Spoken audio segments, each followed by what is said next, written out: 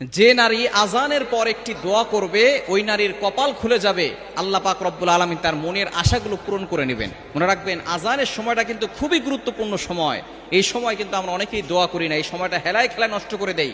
আজান দেওয়ার সাথে সাথে আমরা আজানের জবাব দেওয়ার চেষ্টা করব, এবং আজান দেওয়ার সময় কিন্তু আল্লাহ পাক রব্বুল আলামিন বান্দার দোয়া কবুল করেন। যখনই আজান দেওয়া হয় তখন আসমানের দরজাগুলো খুলে দেওয়া হয়, তখন বান্দার কথা সরাসরি আরো সে আজমে গিয়ে নক করে এবং আল্লাহ পাক রব্বুল আলামিন তার দোয়াগুলো কবুল করে নেন। অবশ্যই আমরা এই আজানের সময় দোয়া করব। নবীজি সাল্লাল্লাহু আলাইহি ওয়াসাল্লাম জানিয়ে দিয়েছেন, এবং আজানের সময় সতর্ক থাকাও দরকার। মা বোনদের এই আজানের সময় সতর্ক থাকতে হবে, কারণ এই সময় যখনই আজান দেওয়া হয় তখন শয়তান, আজানের শব্দ যতদূর পর্যন্ত যায় ততদূর পর্যন্ত শয়তান পালাতে থাকে।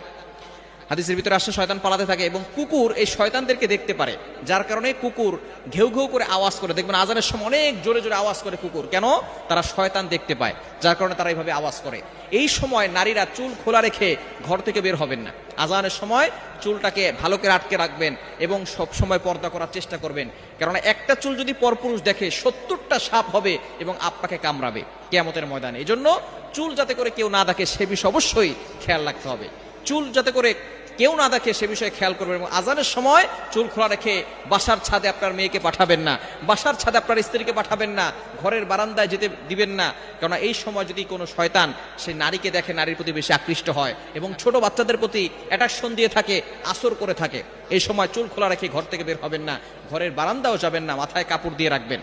এবং অবশ্যই খেয়াল করবেন এই আজানের সময় আল্লাহ তাআলা দোয়া কবুল করেন। তিরমিজি শরীফের ভিতরে হাদিস এসেছে, আদ-দুআউ লা ইউরাদ্দু বাইনাল আযানি ওয়াল ইকামা। আজানের পরে যেহেতু আসমানের দরজাগুলো খুলে দেওয়া হয়, ইকামতের আগে, আজানের সময়, আজানের পর থেকে ইকামতের আগে মধ্যবর্তী সময় দোয়া করে আল্লাহ তাআলা সেই দোয়া ফিরিয়ে দেন না। এজন্য এই সময় দোয়া পড়বেন।